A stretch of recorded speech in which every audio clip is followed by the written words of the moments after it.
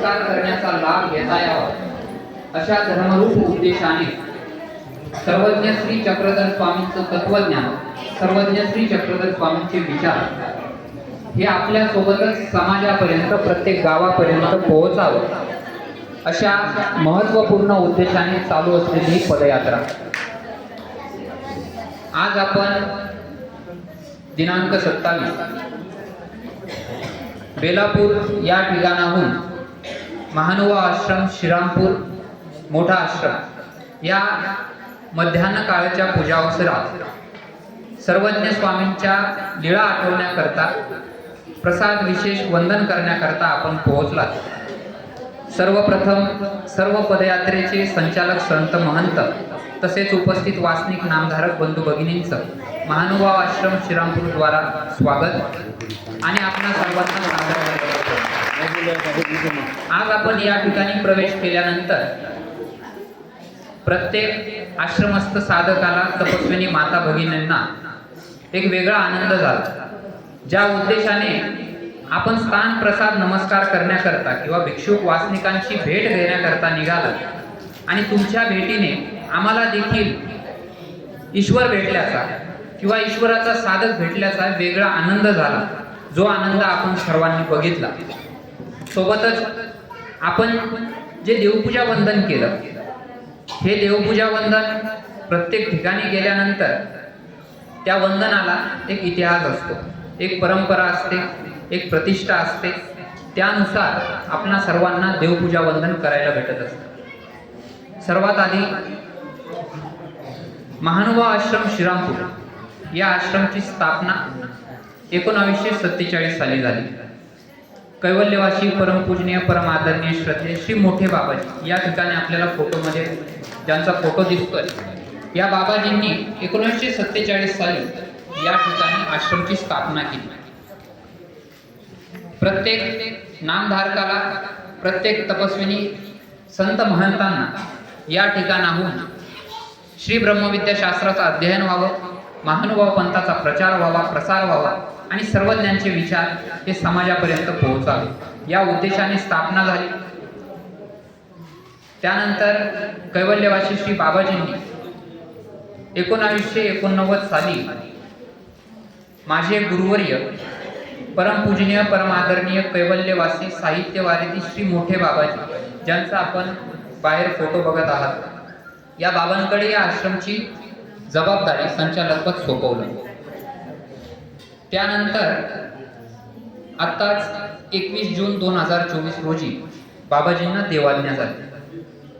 तत्पूर्वी 2 वर्ष म्हणजे 2022ला ही सेवा करण्याची संधी त्यांनी त्यांच्या मोठ्या मनाने आणि आश्रमस्थ साधकांच्या प्रेमाने, त्यांच्या आपुलकीने ही दिली. या ठिकाणी ही जी परंपरा आहे ही बऱ्याच वर्षाची आणि प्रत्येक साधकाला आपुलकी वाटेल अशी परंपरा या आश्रमाची आहे.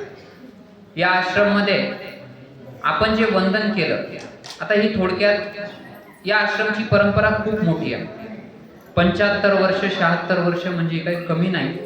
आणि एकेकाळीची श्री ब्रह्मविद्या शास्त्र अध्ययन आणि अध्यापनाचं असलेले सर्वात मोठं माहेरघर होतं. कैवल्यवासी परमपूजनीय परमादरणीय श्रद्धेय श्री नागराज बाबाजींनी या ठिकाणी अनेक थोर साधकांना, जे आता किंवा ज्यांच्या दर्शनाचा लाभ आपल्याला कदाचित भेटला नसेल, अशी सर्व ज्येष्ठ मंडळी या ठिकाणी त्यांनी आपल्या तपसाधनेने, धर्मसाधनेने, काहींनी स्मरण साधनेने तर काहींनी ब्रह्मविद्या शास्त्राच्या अध्ययनाने ही भूमी पवित्र केलेली आहे. प्रत्येकाचं नाव घ्यावं अशी सर्व ज्येष्ठ मंडळी आहेत. काही आज आपल्यामध्ये आहेत तर काही आपल्यामध्ये नाही आहेत. अशा सर्वांनी या ठिकाणी श्री ब्रह्मविद्या शास्त्राचे धडे गिरवले आणि त्यानंतर इतर विविध ठिकाणी श्री ब्रह्मविद्या शास्त्राच्या पाठशाळा, गुरुकुल हे काढून आज अनेक विद्यार्थी त्या गुरुवर्यांच्या अधिकारवाणीतून शिकलेल्या गुरुवर्यांकडे, जे आमचे आताचे गुरुवर्य आहेत, ही सर्व ज्येष्ठ मंडळी कैवल्यवासी बाबाजींनी दिलेला वसा आणि वारसा आपल्या सर्वांपर्यंत पोहोचवत आहे. या ठिकाणी आपण देवपूजा वंदन केली. देवपूजा वंदन करत असताना सर्वप्रथम आपण ओटा नमस्कार केला. जो ओटा रुद्धपूर या ठिकाणचा श्री गुडा, सर्वज्ञ श्री चक्रधर स्वामी आणि श्री गोविंद प्रभू महाराज आपल्या देवपूजेमध्ये 5 ठिकाणचे विशेष जे आहे त्यांना प्रसाद तुल्य विशेष म्हणून ओळखल्या जातात. ज्यामध्ये सर्वप्रथम श्री आसन चिन्हस्थळी, ज्या ठिकाणी डोमेग्रामला आपण जाणार आहात, सोबतच श्री राजमठ त्या ठिकाणी देखील आपण जाणार आहात, आणि रुद्धपूर या ठिकाणचा जो आपण नमस्कार केला तो श्री गुडा, पिवळ तळवली आणि क्षेत्रखाज, असे जे 5 विशेष आहेत जे नमस्कार केल्यानंतर आपल्याला प्रसाद वंदन केल्याचा लाभ होतो. म्हणून त्या 5 विशेषांना प्रसाद तुल्य विशेष म्हणून पंथीय परंपरेमध्ये ओळखल्या जातात. सोबत आपण ज्या ओट्यानंतर माळी केल्या त्या प्रत्येक माळीमध्ये आपल्याला आसन चिन्हस्थळीचा विशेष नमस्कारायला भेटला. सोबतच भोगरामचा या ठिकाणचा असलेला विशेष नमस्कार करायला भेटला. आणि त्या माळीमध्ये देखील घोड्याचे विशेष आणि विविध प्रकारचे सर्वज्ञ श्री चक्रधर स्वामी आणि श्री गोविंद प्रभू महाराजांच्या चरणांतील विशेष आपण नमस्कार केले. सोबत त्यानंतर 2 भोवऱ्या आपण नमस्कार केल्या. त्या भोवऱ्यांमध्ये देखील पिवळ तळवली, क्षेत्रखाज, भोगराम आणि आसन चिन्हस्थळी या ठिकाणचे विशेष आहेत. त्यानंतर आपण पान नमस्कार केले, क्षेवन नमस्कार केले. यामध्ये देखील विविध ठिकाणचे प्रसाद तुल्य विशेष आणि डोमेग्राम, भोगराम या ठिकाणचे परंपरेचे विशेष आहेत. सोबत आपण काष्ट नमस्कार केला, जे काष्ट बेलोपूरचा निम म्हणून त्याच्यावरती उल्लेख आहे, जे परंपरेमध्ये आपल्याकडे आहे. त्या काष्टाला देखील आपण नमस्कार केला.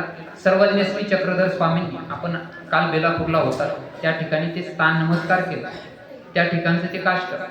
सोबतच प्रसादामध्ये स्वामींनी प्रसन्न होऊन दिलेला जो प्रसाद होता, जे प्रसाद वस्त्र आहे ते त्या प्रसादामध्ये आहे. आणि या परंपरेच्या पिढीसोबतच आम्ही मार्गात असलेल्या ज्येष्ठ तपस्विनी माता आहेत त्यांच्याजवळ असलेले काही वस्त्रतुल्य प्रसाद हे देखील आज आपल्याला नमस्कार करण्याकरता उपलब्ध केले होते.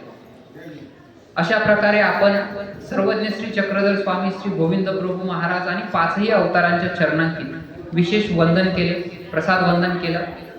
अशा प्रकारे ही या देवपूजेची आणि सर्वात महत्त्वाची जी मूर्त नमस्कार केली ती भोगरामची, ज्याला आम्ही फुलारी आई म्हणून म्हणतो. सोबतच आसनावरती मंदिराच्या उजव्या बाजूला जी मूर्त आहे ती आसन चिन्हस्थळीची, ती देखील परंपरेची. आणि मंदिराच्या डाव्या बाजूला भोगरामची मूर्त आहे. सोबत आसनावरती श्री चक्रपाणी महाराजांचा विशेष देखील आहे. अशा प्रकारे 5ही अवतारांच्या चरणांकित परंपरेचे जुने विशेष आपण या ठिकाणी वंदन केले. प्रसाद सेवा किंवा स्थान नमस्कार करणे. आता काहींना मनात प्रश्न आला असेल, इथे तर काही स्थान नाही, मग आपण आश्रममध्ये का गेलो, किंवा जर आपल्याला स्थान वंदन करायचं तर आपल्याला आश्रममध्ये का जायचं. तर ज्या ठिकाणी स्थान आहे त्या ठिकाणी आपण स्थान वंदन करतो. ज्या ठिकाणी आश्रम आहेत, मठ आहेत, मंदिर आहेत त्या ठिकाणी जाऊन आपण भिक्षुकांच्या, वासनिकांच्या सोबतच प्रसाद आणि विशेषाचा नमस्कार करणे, भिक्षुक वासनिकांना भेटणे हा विधी आपण त्या ठिकाणी साजरा करतो. त्यामुळे देखील आपल्याला आश्रमामध्ये जाणं गरजेचं आहे. अशा प्रकारे या ठिकाणी आपण देवपूजा वंदन केलं. खरं तर आपल्या सर्वांचं म्हणजे सर्वच पदयात्रेत होते. थोडक्यात मी कौतुक करेन, कारण थंडीचे दिवस, या दिवसामध्ये घरातून बाहेर निघायला नको वाटतं. आणि अशा दिवसामध्ये आपण सर्व वयस्कर ज्येष्ठ मंडळी, सर्व पुरुष मंडळी, महिला वर्ग आपण देवपूजा वंदन करण्याकरता, प्रसाद वंदन करण्याकरता घरातून निघलात. सकाळी उठायचं, ठराविक अंतर चालल्यानंतर ज्या ठिकाणी देवपूजा आहे ते वंदन करायचं, तिथं लाईनीत एका ओळीत बसायचं. हे सर्व कष्ट घेणं, हे कष्ट आपल्या धर्मरूप वाटचालीत जे काही अडथळे आहेत किंवा जे काही आपल्याला धर्मापासून लांब घेऊन जाणाऱ्या गोष्टी आहेत त्यापासून आपली सुटका करतात. कुठे आपण गेलो, जर आपली गैरसोय झाली, आपल्याला बसायला काही खुर्ची भेटली नाही किंवा थोडे शारीरिक कष्ट झाले, तर ते कष्ट हे आपल्या शरीराला होणाऱ्या वेदना त्या थोड्या काळा असतात, परंतु त्यातून आपला होणारा लाभ किंवा एखादा विधी घडणे किंवा एखाद्या साधकाची भेट होणे आणि त्या होणाऱ्या शारीरिक कष्टातून दुसरा विधी आपल्याला प्राप्त होणे हे सर्वात महत्त्वाचं त्यामागचं सूत्र असतं.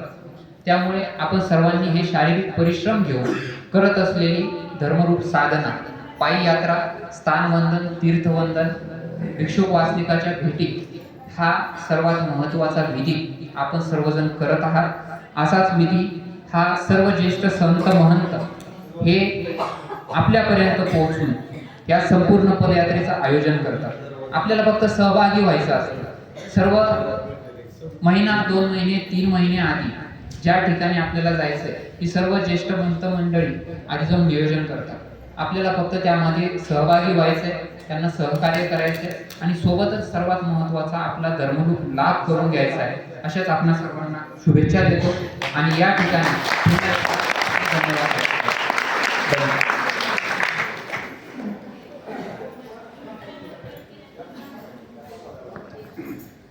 धन्यवाद बाबाजी.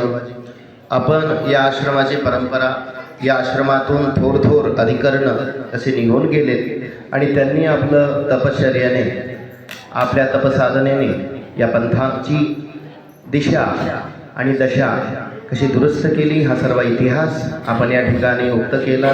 त्याबद्दल आणि या ठिकाणी आपण जे काही देवपूजा, प्रसादवंदन केलं त्या देवपूजेचं महात्म्य, या जागेचं महात्म्य, या जागेतून निघालेले थोर अधिकरण आणि या आश्रमाचा पूर्व इतिहास आपण सांगितला. या आश्रमाला या परिसरामध्ये मोठा आश्रम म्हणून ओळखले जायचं आणि या आश्रमामधून खूप मोठे अधिकरण म्हणजे आताचे जे सरलेले औरंगाबादचे कैवल्यवासी नागराज बाबा असो, समोरचे जुने बाबा असो, बेलापूरचे बाबा असो जुने, अशा पद्धतीचे त्याही आधी जे खूप पंथामध्ये जितके नावाजलेले आणि कैवल्यवासी झालेले ते सर्वच अधिकरण बहुतांश ते या पाठशाळेतून तयार झाले. अशा पद्धतीचा सर्वात आधी नावाजलेला हा आश्रम होता. याच्यानंतर नावाजलेला आश्रम म्हणजे बदनापूरचा आश्रम, ज्याला तोही कल्लूरकर बाबा या बाबांच्या नावाने ख्याती झालेला तो आश्रम. त्याच्यानंतर प्रसिद्ध झालेला साताऱ्याचा आश्रम, त्यानंतर प्रसिद्ध झालेला संवत्सरचा आश्रम, त्यानंतर प्रसिद्ध झालेला म्हणजे अभ्यासामध्ये असा प्रसिद्ध नाही, खाण्यापिण्याच्या बाबतीतला नाही, जे विद्वानांमध्ये प्रसिद्ध झालेला आणि त्यांच्या नियमावलीने त्यामधून एक तपपूर्तीचे वयोवृद्ध ज्ञानी अधिकरण तयार झालेले असे वेगवेगळे अधिकरण त्या पद्धतीनं निर्माण झाले. त्यानंतर वांबोरीचा आश्रम हयात असलेला आणि त्यानंतर अष्टाक्य शाखा आहेच, हेमकर बाबांचा आश्रम आहे. तर विद्वानांची परिभाषा आणि म्हणून अप्राप्ती ते 7 पदार्थाची शास्त्रात सांगितलं आहे. आपल्याला 7 पदार्थ माहिती नाही, 4 पदार्थ माहिती: स्थान, प्रसाद, भिक्षुक, वासनी. शास्त्रामध्ये त्याच्या पुढचे 3 पुन्हा सांगितलेले आहेत. म्हणून अप्राप्ती ते 7 पदार्थ. बस स्थान, प्रसाद, भिक्षुक, वासनिक हे 4 पदार्थाचा योग तर आपल्याला येतो, पण त्याच्या पुढचे जे आहेत ती एक आहे तपश्चर्या, ती आहे शास्त्र, ईश्वर आणि प्रेम. शास्त्र कळण्यासाठी बुद्धीची चातुर्यता लागते, कुशलता लागते, सातत्य लागतं, सहवास लागतो, एकांतवास लागतो, एक प्रकारची तपश्चर्या लागते शास्त्र समजण्यासाठी, अवगत करण्यासाठी. शास्त्र समजला तर ईश्वर समजतो आणि ईश्वर कळाला तर ईश्वराचं प्रेम समजतं. आणि म्हणून पुढचे जे 3 आहेत हे अत्यंत कठीण आहे. आणि ते कठीणाची साधना अशा आश्रमामध्ये विद्वत्ताच्या अधिकरणाच्या सहवासामध्ये, सातत्यामध्ये त्यांची प्रसन्नता राखून, त्यांचा मनोधर्म राखून, त्यांच्या प्रती केलेलं समर्पित भाव आणि सातत्याचा भाव, त्याला पूर्ण आयुष्य वेचावं लागतं. आणि म्हणून ते आयुष्य वेचण्यासाठी पूर्णपणे समर्पित होऊन पूर्ण ते शास्त्राला जर जन्म दिला तर पुढे ईश्वर कळतो आणि ईश्वर कळाला तर ईश्वराचं प्रेम समजतं. आणि म्हणून शास्त्रामध्ये सांगितलं आहे अप्राप्ती ते 7 पदार्थाची. ही अप्राप्ती कशी भावायची आणि पूर्वजांनी कशी भावली होती ते तर आपल्याला पाहायला उरले नाहीत, परंतु ते ज्या जागेतून ते निर्माण झाले, किमान ती जागा तरी आपल्याला कळावी, ते ठिकाण तरी कळावं. आणि म्हणून हे आश्रम, या आश्रमाचं त्यांच्या राहण्याने ही पवित्रपणा या आश्रमांना लाभली, ते ठिकाण आपण पाहावं. आणि म्हणून या आश्रमामधले जे काही स्थानप्रसाद आपण तर करतच आहोत, पण ती जागा कशी आहे, ते ठिकाण कसे आहेत, ते कसे राहिले असतील. आता तरी इथं बिल्डिंगा दिसतात, त्या काळात तर पूर्ण झोपड्या होत्या. आता तरी ही फार छोटी जागा वाटते, त्या काळात ही जागा खूप मोठ्या पटीने वाटत होती. जसे आता पूर्वजांचे आपले जुने घर, आता बनलेले आपण नवीन घर किती मोठे होतात, किती डबल मजली ट्रिपल मजली होतात. पण पूर्वजांनी झोपड्यांमध्ये जीवन जसं काढलं, तर तीच सातत्यता, ती प्रसन्नता, तो अनुभव ते जावे त्याच्या वंशात तेव्हा कळे. आणि म्हणून हे आपल्याला तेवढं कळणार नाही, पण 1% कळणार नाही, परंतु त्यांचा इतिहास, त्या जागेमध्ये आल्यानंतर त्याची सात्विकता, ते वैभव, तो परिसर, ती प्रसन्नता किमान 1% तरी आपल्याला कळावी. आणि म्हणून ही देवपूजा आणि हे मठ मंदिराला भेट देण्याची ही पद्धती. आणि म्हणून ज्या ज्या भागामध्ये पदयात्रा जाते त्या त्या भागातले स्थान तर होतातच, प्रसाद वंदनी होतात, पण तिथल्या मठ मंदिराला, आश्रमांना भेटीगाठी देऊन तिथल्या साधू संतांप्रती त्यांच्या पूर्वजांचा इतिहास विचारणे, नाही तर आपण आपलाच इतिहास सांगत राहतो. आपला इतिहास सांगण्यापेक्षा आपण त्यांच्या पूर्वजांचा इतिहास जर ऐकून घेतला तर आपलं काय होते, आपले अडथळे नसतात, आपल्या कर्माचं क्षालन होतं, आपले संकट निवारतात. निवारलं ना संकट, आलं होतं जोरदार, निवारलं की नाही? हां, किती जोरदार होतं. तो ड्रायव्हर बिचारा घाबरूनच गेला होता, काय होतं आणि काय नाही. पण ते पूर्ण कोणी तारलं? त्या भगवंताने तारलं. हेच तिकडं झालं असतं तर काही खरं.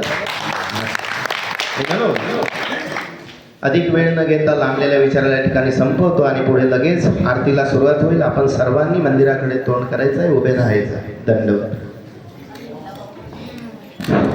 दंड प्रणाम. सर्वज्ञ श्री चक्रधर स्वामी की जय. महानुभाव भक्त परिषदेला लातूर द्वारा आयोजित केलेल्या पदयात्रेत आगमन महानुभाव आश्रम मोठा या ठिकाणी झालेले हे आहे ठिकाण श्रीरामपूर तालुका. शेजारी